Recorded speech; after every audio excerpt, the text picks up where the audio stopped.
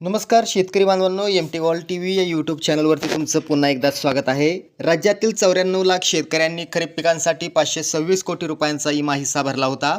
Soybean, मका, ज्वारी, कापूस, तूर, मूग, उडीद, कांदा या पिकांचा समावेश आहे. पीक कापणी प्रयोगानंतर आता अपेक्षित उत्पन्न, उंबरठा उत्पन्न आणि प्रत्यक्षात आलेल्या उत्पन्नाची माहिती केंद्र सरकारला पाठवण्यात आली आहे.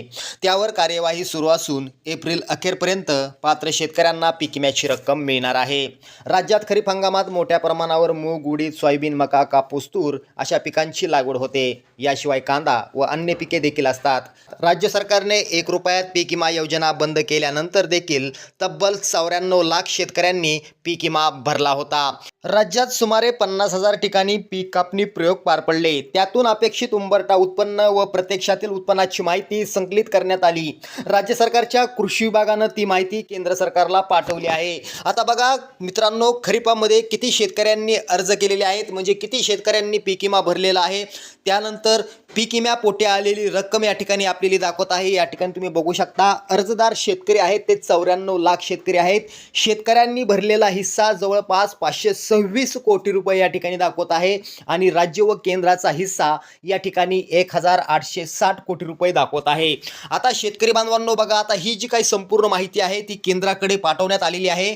केंद्राकडून या माहितीवर कार्यवाही सुरू असून राज्यातील कोणत्या जिल्ह्यातील, तालुक्यातील, महसूल मंडळातील शेतकरी पीक विमा मिळण्यास पात्र आहेत, कोणत्या पिकांना विमा भरपाई मिळणार हे एका वरिष्ठ अधिकाऱ्यांना सांगितलेलं आहे. ते आपण पुढे पाहणारच आहोत. बघा, पीक विमा काढलेल्या सर्वच शेतकऱ्यांना पिकांची नुकसान भरपाई मिळणार नाही असं देखील या ठिकाणी हे अधिकारी म्हटलेलं आहे. म्हणजे या अधिकाऱ्यांनी सांगितलेलं आहे. काही तालुक्यातील ठराविक मंडळातील शेतकऱ्यांना तर काही जिल्ह्यातील संपूर्ण तालुक्यातील शेतकरी पीक विम्यासाठी पात्र ठरतील असं देखील या अधिकाऱ्यांना सांगितलेलं आहे.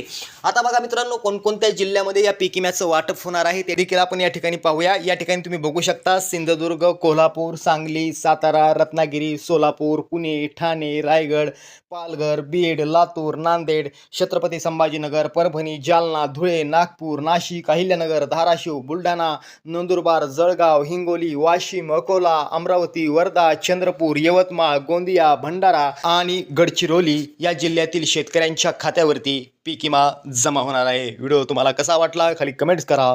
जय हिंद, जय महाराष्ट्र.